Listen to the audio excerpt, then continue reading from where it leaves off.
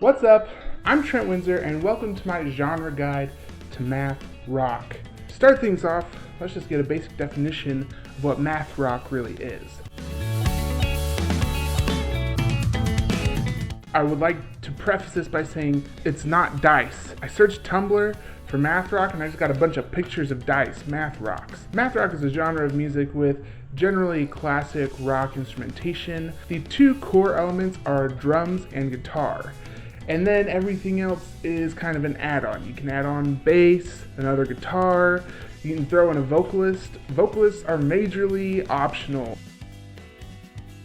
It's set apart by using complex rhythms and time signatures. There's many people who claim to know why math rock is called math rock, or who the first person to say the words math rock was. One of the theories, and one of the people who claims to know, says that he was in a math rock band and his friend in college said to him, "Hey man, every time I go to your concerts, I listen to your music, first thing I think is that it sucks and I hate it.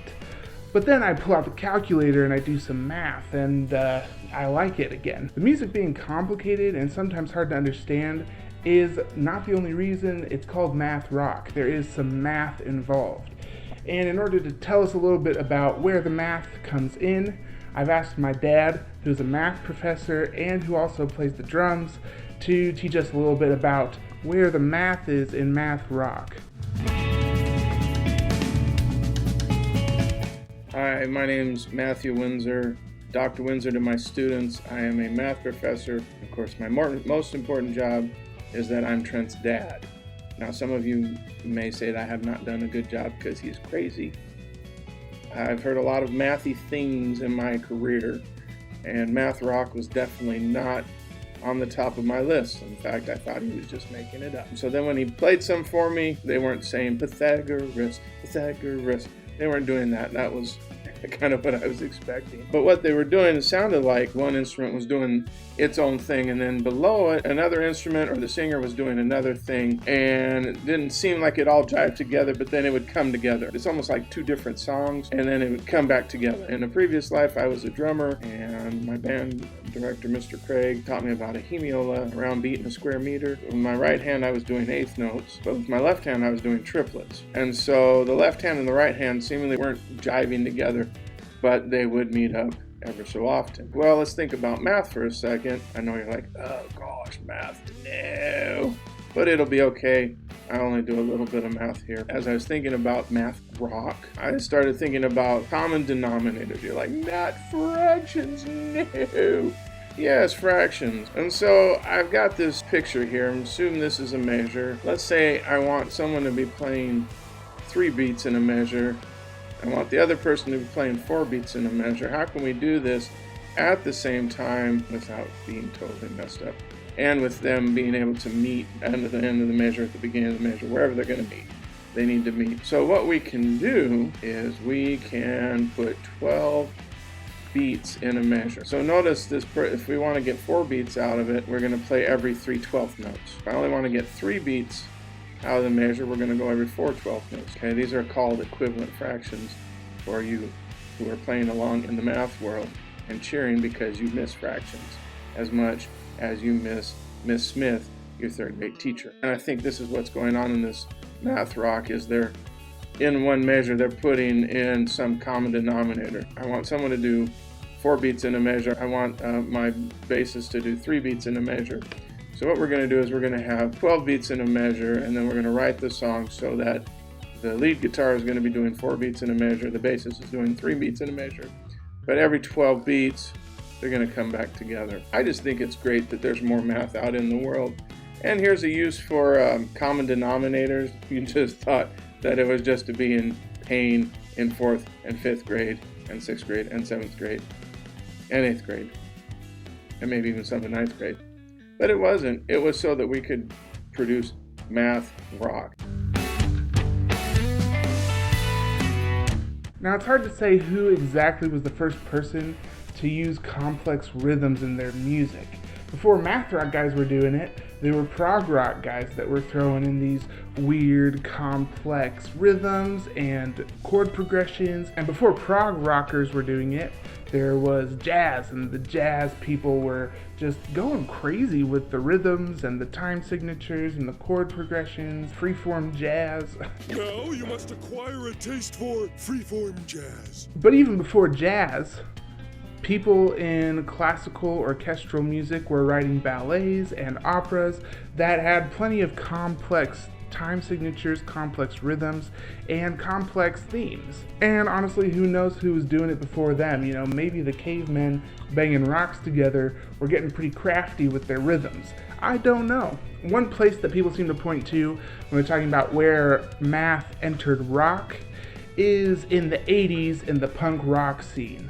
See, punk rockers, they were not about following rules, okay? And that includes music rules. They're like, dude, who says we have to make music that, like, people can actually mosh to, or that's instantly understandable or easy to digest? That's boring, and you can't tell me what to do. so they started going outside the norm. Black Flag seems to be one of the first groups to do this. They put out this album called The Process of Weeding Out, which was entirely instrumental, and it was apparently the process of weeding out the bubble-blowing babies of the music world, because it was very difficult to understand, very abstract, and really broke all the rules of punk rock and what people were doing at that time. It's the last thing someone would have expected from a group like Black Flag, who made the song Six Pack. Black Flag may have been one of the first, but they definitely weren't the last. Plenty of bands started throwing off the shackles of music rules, and they started pushing the boundaries of what you could do within rock. One of the people that was extremely influential in creating math rock and pushing math rock to become the genre that it is today is the man, the legend, Steve Albini. Steve Albini is a music engineer and a musician himself. He was a major punk rocker. Like, he was making music that seriously pushed the boundaries and walked right up to the edge of the line and then just jumped right over it. And as an engineer, he was a huge champion of emphasizing the instrumental performances over the vocals, and he would constantly mix the vocals much lower than guitars and drum performances. Pretty famously, he worked with Nirvana on their album In Utero, which is incredibly famous, and after working on that album, he presented it to the band, and even Kurt Cobain was like, I don't know, man. The vocals are a little bit too low. And Kurt Cobain was famously against the radio-friendly pop mixes of rock songs. And they brought it back to Steve, and Steve said, no. If you want it changed, bring it to someone else. This is how I like it. He actually ran a studio, and he maybe still runs it, but in his studio, he actually doesn't get paid for anything except for his time, which was a huge deal for math rock groups who really didn't have a lot of money and weren't getting a lot of radio play. To be honest, they weren't getting any radio play. So he made it possible for these math rock groups to come in and actually make their music. And he worked with a bunch of the huge math rock groups at the time.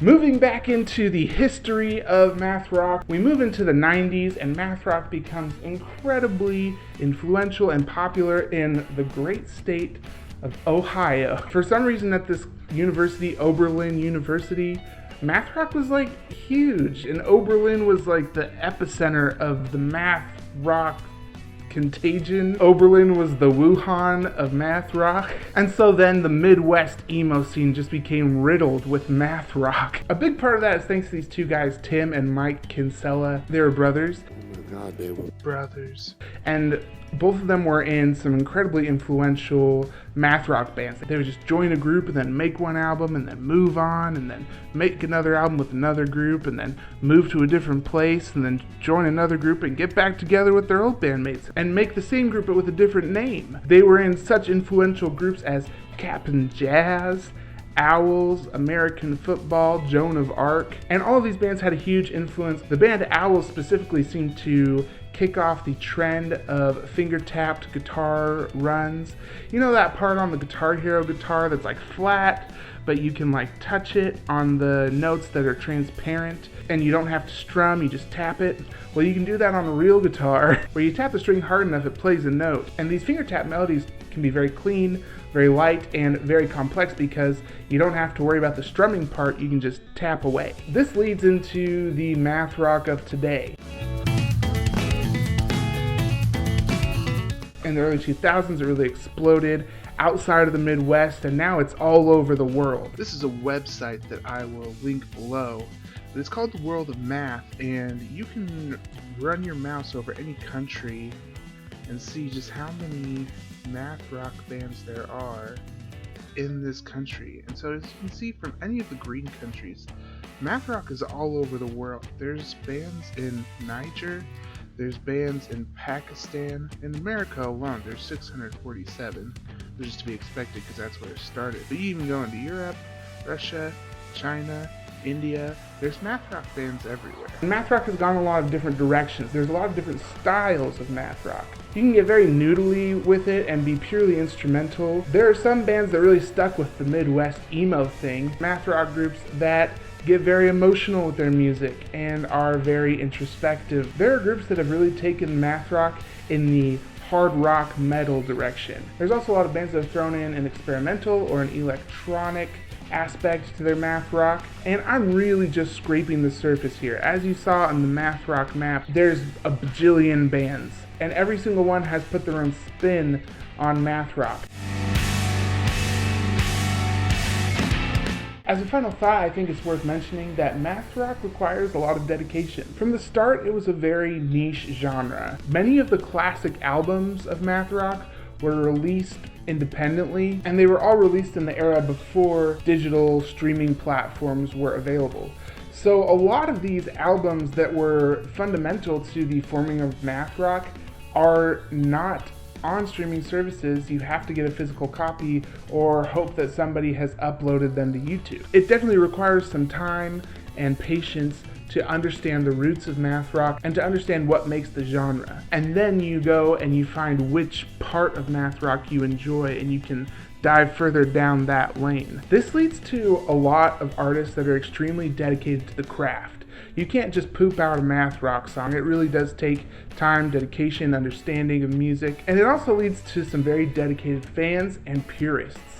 For legal reasons, I'm going to say that this playlist that I've made, that's an introduction to the genre of math rock, is more of a list of songs that are math rock inspired or use certain elements of math rock, because I couldn't tell you exactly which ones are pure math rock and which ones are just math rock adjacent, or post-math, or this one's more post-punk, or this one's more no-wave. There's going to be a lot of gatekeepers, but don't let the gatekeepers get you down. This is a genre that takes some work but is incredibly rewarding once you find what you like in it. It is a genre that just goes deeper and deeper and will present you with more and more music that just blows you away. So let that genre exploration and music discovery really be the reward for your hard work and not the approval of the gatekeepers. Thanks for watching my genre guide to math rock. If you like what I'm doing here, please like this video, subscribe to my channel, turn on the notifications. I've got links in the comments below to the websites I talked about in this video, as well as my playlist for the genre guide to math rock. Let me know which genre you'd like me to do a guide to next. I would be happy to take requests. I'm Trent Windsor. This is The Perfect Shuffle.